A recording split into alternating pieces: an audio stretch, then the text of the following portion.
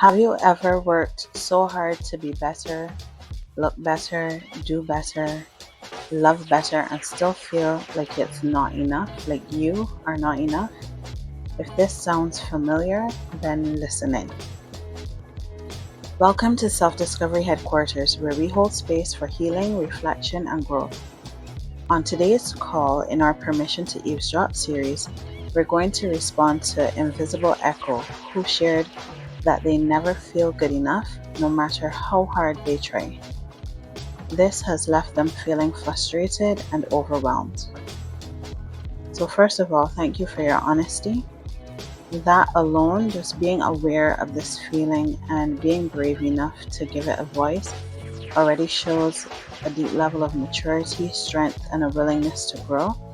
And I hope that you give yourself some credit for that, because awareness and willingness is where healing begins. Now, here is what I want you to know. You are good enough exactly as you are. Not when you achieve more or when you look different or when you prove yourself. Just right now, as you are, your presence has value and your existence alone has meaning.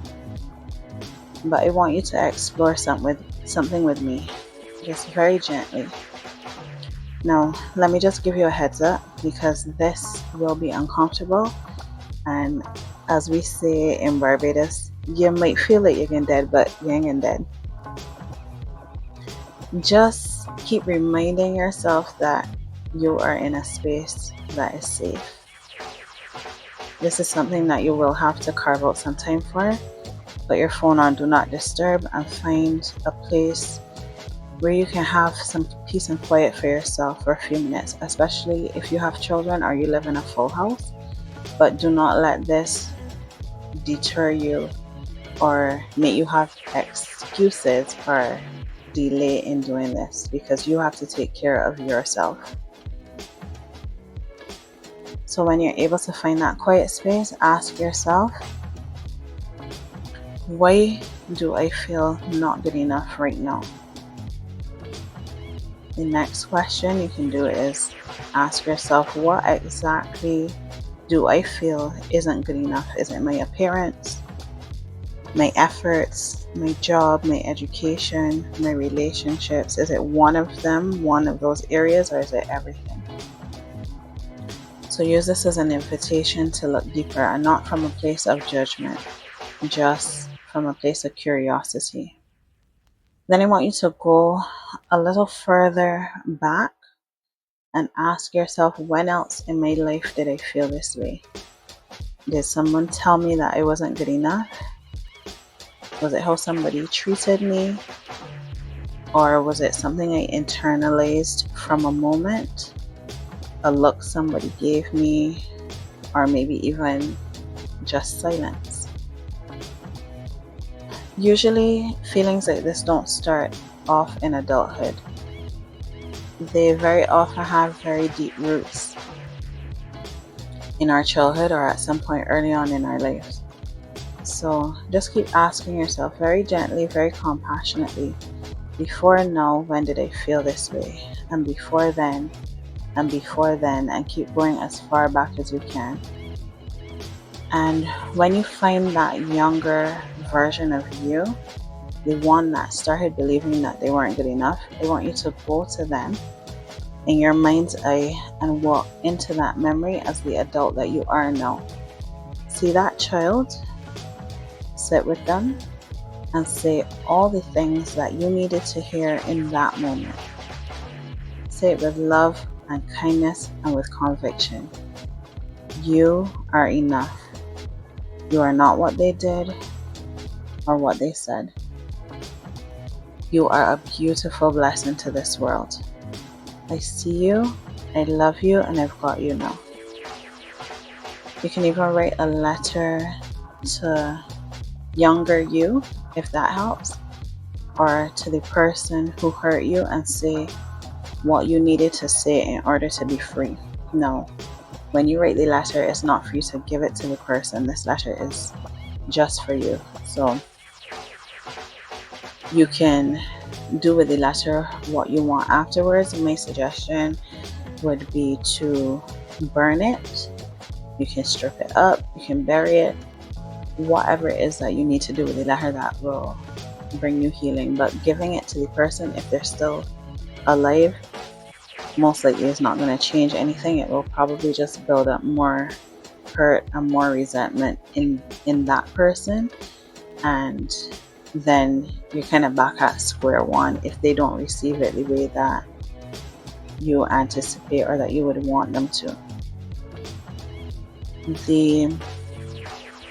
The other thing that you can do during this process is to be very patient with yourself and give yourself the time and the space that you need. You can hold on to the letter if you want for a little bit, but also be sure that if you're not going to discard it right away, that you keep it someplace safe that no one else will find it, because that is obviously something very private and personal to you. So this is shadow work, or what I call in my self-discovery workbook the tea party, because we talk about filling our cups, but sometimes the cups are filled with everything else except what we need. And this experience is an exercise in self-love, and it will help you to then make room to fill your cup with the things that are important to you and that are meaningful and wholesome, and that will bring life and expand your life and make it even better than it is. Excuse me. So that's how we start reprogramming the belief that we're not good enough, just by going back and meeting ourselves with compassion and choosing to believe a new truth. As a thank you for showing up for yourself today, I'm offering the tea party exercise from my workbook as a gift to you, or the shadow work exercise as a tool to help you go deeper and to start rewriting your story from the inside out. You can send me a WhatsApp message on 246-241-2326 with the words tea party, and I'll just send it to you on WhatsApp. You are good enough. There's nothing wrong with you. You always have been. I want to thank Invisible Echo for your contribution. Please know that you are not invisible. You're loved and you're valued more than you know. Thank you to my eavesdroppers for joining us at Self-Discovery Headquarters, where we support Caribbean parents, teachers, and caregivers through personal development and self-awareness. If anything resonated with you or sparked a thought, like, share, subscribe, leave a comment, or you can even submit your own anonymous call through the link in the comment section. On our next call, we'll be talking to a contributor who calls him or herself Mega Mushy and says that they feel a swell of intense emotions.